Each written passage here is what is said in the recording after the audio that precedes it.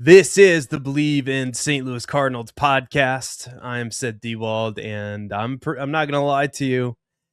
After what we saw last night, I'm very, very happy. I'm a happy guy.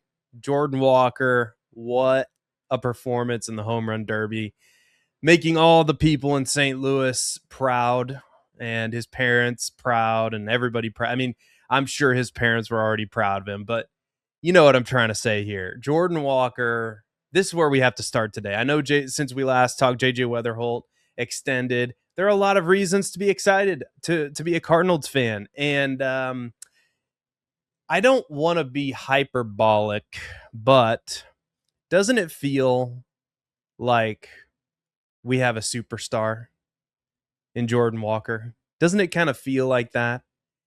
Because I know on the surface you can say, "Oh, it was a home run derby," I'd like to see him hit that way in a playoff game, things like that. And I understand that, but Jordan Walker in Philadelphia, Kyle Schwarber in the finals. So you're going up against the hometown guy, right?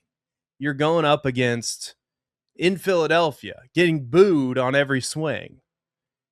And yet you come through. And not only do you come through, but you hit 4 home runs in a row at the end because they have this new weird home run derby rule where it's swings instead of time. And ironically, because of that, and I guess he could have got extended time for hitting longer home runs. That used to be a rule. I think when I played MLB The Show, I don't really pay attention to the home run derby too closely because typically Cardinals are not in there. But anyway, what I'm trying to say is because of this rule, like you get unlimited swings as long as you keep hitting home runs at the end.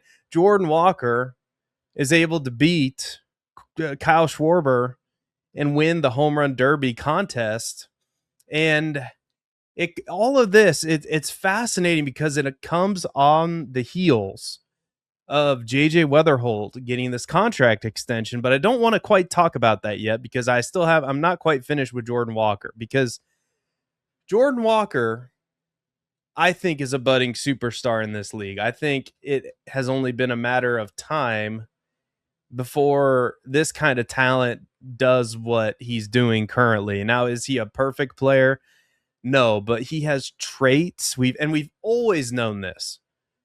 He has the traits to be a star in this league, and he's 24. He just turned 24 in May, and he's breaking out officially this year with an OPS of almost 900 at 887, 22 home runs, 74 RBIs, hitting almost 300 at 294, and just the way he carried himself throughout that entire contest to me was super impressive. And the way that he's been carrying himself the entire season has been impressive.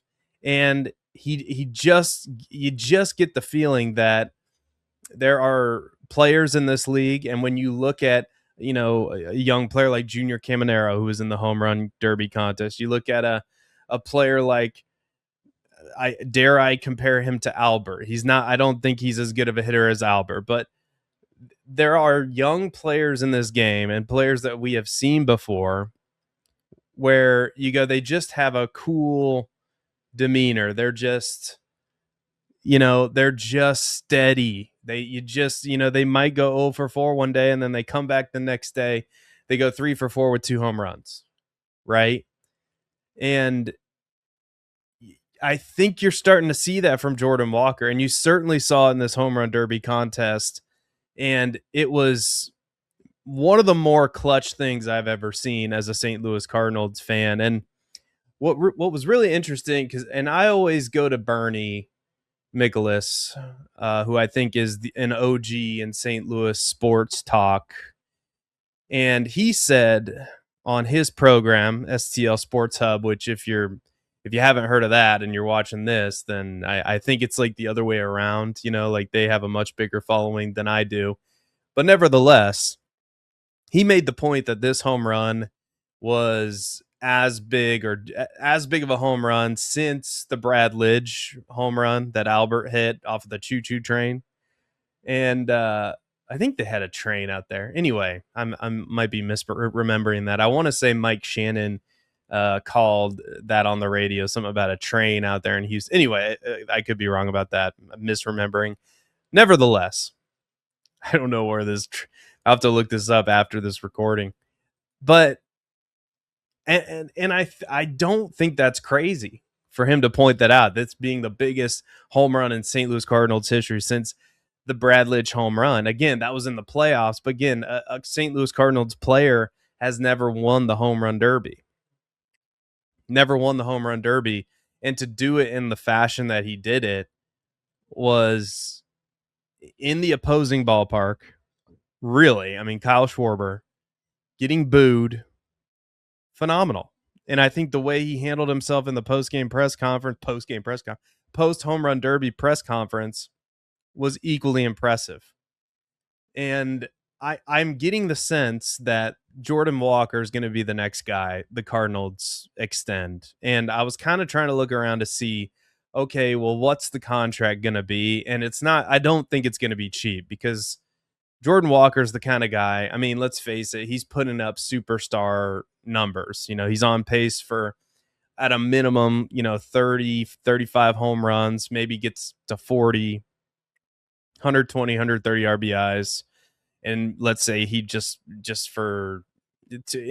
probably going to finish in between 270, 290, unless he really drops off. That's a superstar caliber player with the kind of outfielder that he's becoming, with the arm that he has in right field. That's a superstar.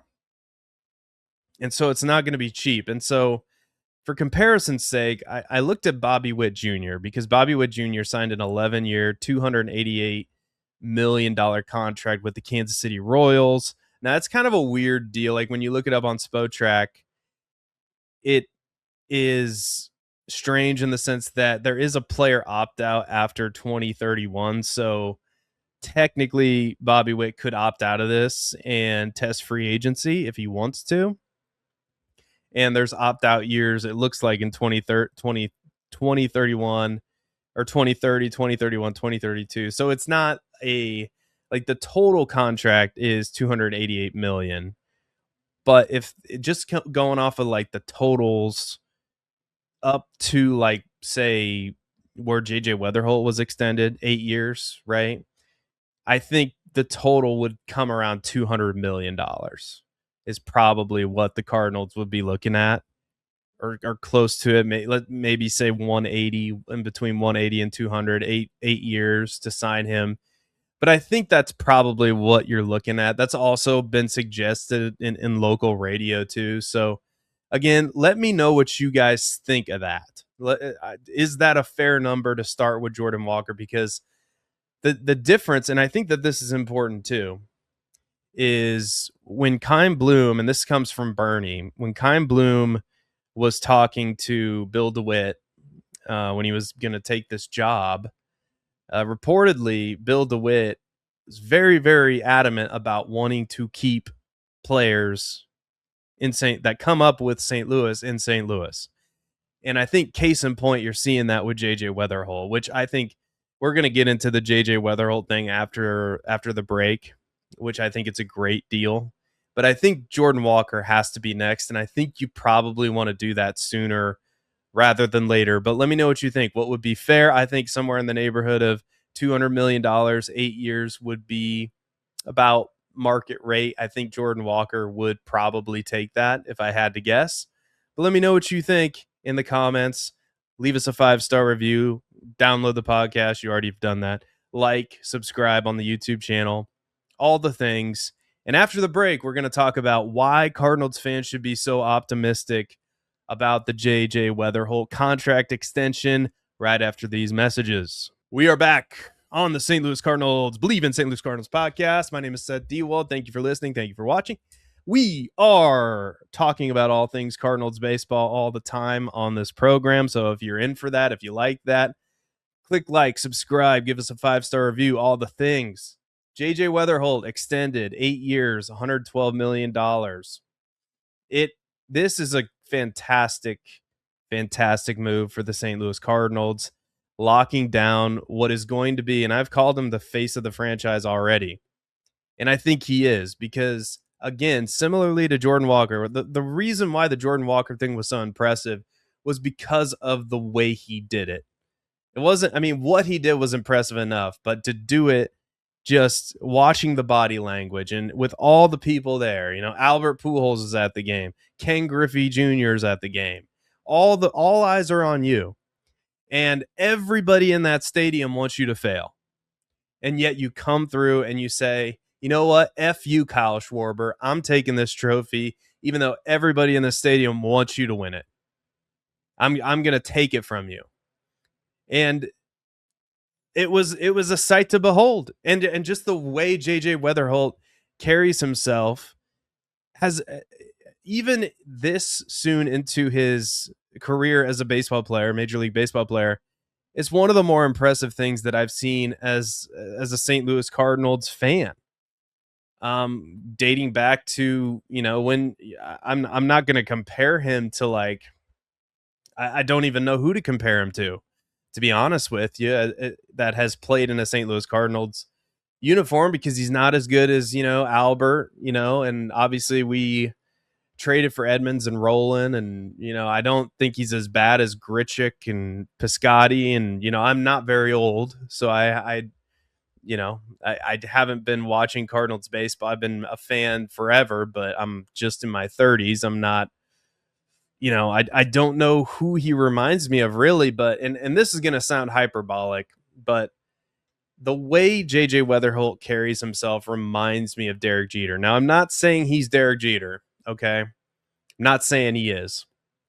But the way he carries himself, the way he plays the game, and you just watch him play and you go, "Yep, that guy has it."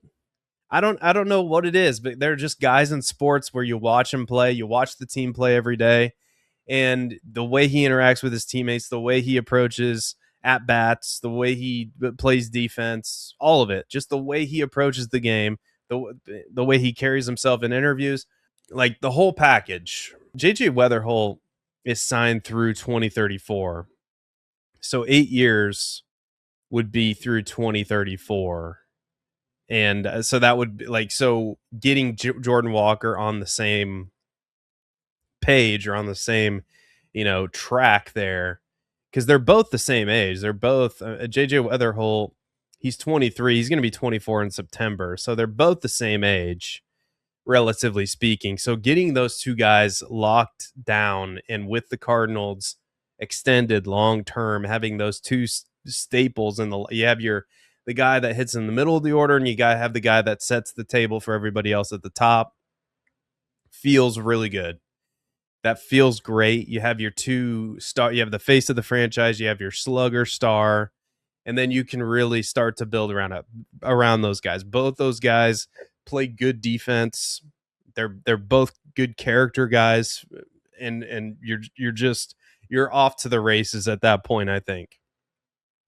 Then, that from there, the Cardinals just have to figure out their pitching.